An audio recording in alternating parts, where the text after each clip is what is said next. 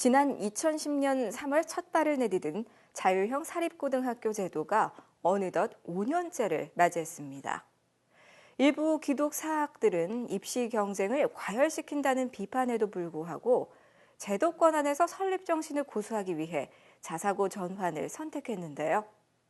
올해 있을 첫 운영평가를 앞두고 많은 기독교계 자사고들의 재지정 여부가 불투명한 것으로 알려져 우려를 낳고 있습니다. 자세한 소식 손동준 기자가 보도합니다. 2010년 3월 첫 번째 지정된 이후 5년째를 맞는 자사고에 대한 첫 번째 운영성과 평가가 올해 진행됩니다.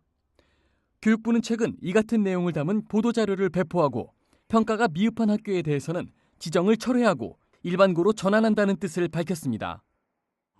시도교육감이 정한 평가 기준에 따라서 평가를 진행해서 지정 목적 달성이 불가능한 학교에 대해서는 지정을 취소하는 절차로 진행이 되게 됩니다.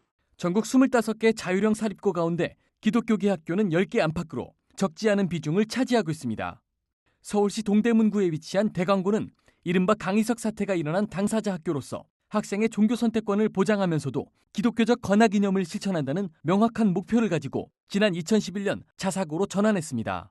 이 학교의 우수호 교목실장은 최근 몇몇 기독교계 자사고의 목소리를 대변해 교육부의 평가에 대한 문제점을 제기했습니다. 먼저 우 목사는 5년 만에 실시되는 운영평가에서 많은 기독교계 자사고들이 재지정을 받지 못할 가능성이 적지 않다며 우려를 나타냈습니다. 대부분의 학교들이 학생 선발이나 교육과정 편성, 경영의 자율성 없이 긴 시간을 보내온 만큼 5년이라는 짧은 시간 안에 모든 요소를 충족시키는 것은 무리가 있다는 겁니다.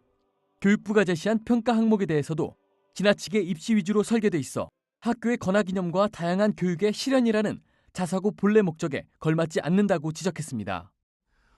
자율고가 가장 비판받았던 부분, 왜 자율고마저도 외고나 과학고처럼 입시 위주로 가느냐, 그 비판을 피할 수가 없게 되고 자율고 처음에 설립 취지 계획 자체가 굉장히 모순을 안게 되는 이런 가운데 공교육의 붕괴를 우려하며 자사고 자체에 대한 비판적인 입장을 취하고 있는 좋은 교사 운동은 자사고로 전환하고 싶어도 여건상 할 수 없는 기독사학들이 여전히 많다며 자사고만이 유일한 대안이 돼서는 안 된다고 지적했습니다.